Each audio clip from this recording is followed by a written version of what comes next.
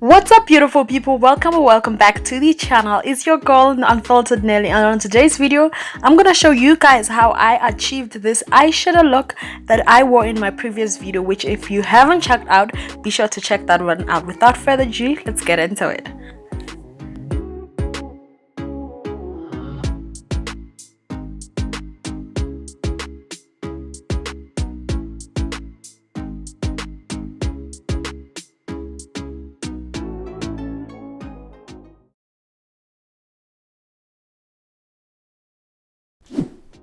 So I am using this brown shade here from my Essence Good Day Sydney eyeshadow palette.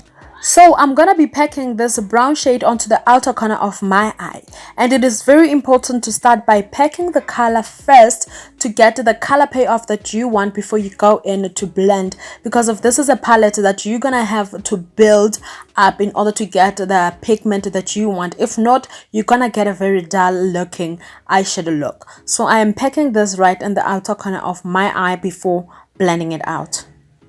Once that is done, I'm gonna go into this brown shade right here from the same palette, and I'm gonna use that in order to blend out the brown shade that I just packed onto the outer corner of my eye. Please remember to prep your eyes before your eyeshadow application so that you are able to get the color payoff that you are looking for from your eyeshadow palette. In order to prep my eyes, I used my Maybelline Fit Me concealer, and this was 3 or 4 shades lighter than my skin tone, and I set that in place using my Yardley translucent powder, and that is how I prepped my eyes for my eyeshadow application. I'm sorry guys, this clip is a bit blurry, but I figured I leave it here because this is an important trick that you can use in order to do a cut crease. I think it's quite obvious here what's happening from the clip, but I'm gonna explain just in case. So I'm applying some concealer that I want to use, of course, in order to cut my crease.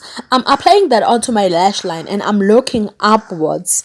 So when I look upwards, the concealer that's on my lash line is going to transfer to the point where my cut crease is supposed to stop. So stopping here ensures that when I apply a different eyeshadow pigment onto my crease, it does not transfer to any parts of my face because I've basically covered the highest point of my cut crease. So after finding the line where I'm supposed to cut my crease, I'm going in with a concealer brush to apply concealer onto this part, and then I use a small concealer brush, or this, I think this is a lip brush. I'm gonna go in with that and I'm basically gonna clean around my cut crease, ensuring that I have a very sharp and pleasing and very clean line. So I'm doing that at this moment.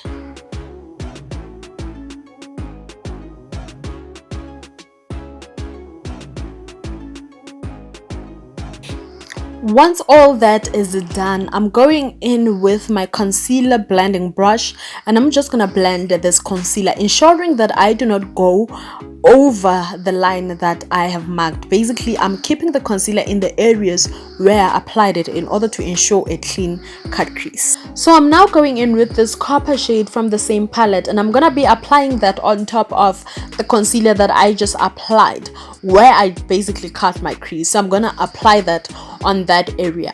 And with this palette, I've learned that it is very essential to pack the product so that you can build up to the color that you want.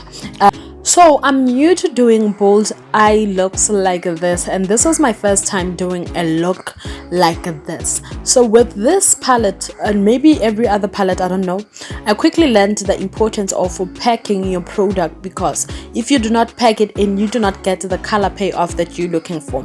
And you can see this from the eye that I'm currently doing and the one that I've already done. The one that I've already done is looking so dull because I did not really pack the product as much as I was supposed to. And with this one right here, this one is bomb because I really packed the product in. So do pack your product, guys.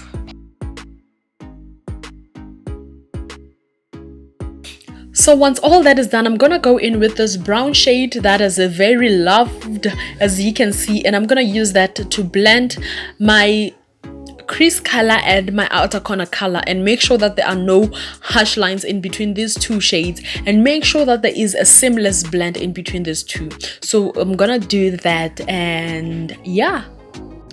After this step, guys, I'm gonna do my eyebrows off camera, and I've left on my eyebrows until this point because I find that when I do not start with my eyebrows, I have more space to play with and work around, and I don't constantly have to worry about ruining my eyebrows, so it works. So eyebrows are partially done, and I'm gonna go in with this brown shade here, and I'm gonna use that in order to further blend out the color that I have used for my outer corner. I'm also using this brown shade in order to set the concealer that I have used to clean the bottom of my eyebrows, because I find that this brown shade is light enough, so it works for that as well. So I'm going now onto the other eye, and I'm gonna pack that copper shade onto my cut crease to ensure that I get the color payoff that I want. This was looking really dull and I needed to do something about it, so that's what I'm doing. So I'm now prepping my false eyelashes, and I'm using half of the actual eyelash. I applied glue and I set that aside. So I'm going in to curl my eyelashes after applying my eyeliner, because for the life of me I could not get it in frame, so I did that off camera. Once that is done, I'm going in with this mascara right here, and I'm gonna use that to just apply it onto my actual eyelashes. So after applying my mascara, I'm going in with my eyelash, and I'm gonna apply that from the middle of my lash line to the outer corner of my lash line, and I'm applying this underneath my lash line, not above it, underneath, and that's gonna help give me a seamless look, so you will not be able to see the lash bed anywhere. False lash where honey, not here, no. So anyway, after that is done, I'm going in with my eyeliner, and I'm gonna use that in order to further push down and hold down my eyelashes to help them stick better, and I'm gonna use that in order to hide any parts of my eyelashes that are looking white and that, you know, are not looking pleasing. So I'm gonna color those and ensure that they're black so that they blend with my false eyelashes and my actual eyelashes. So I think I hyped myself too quick here.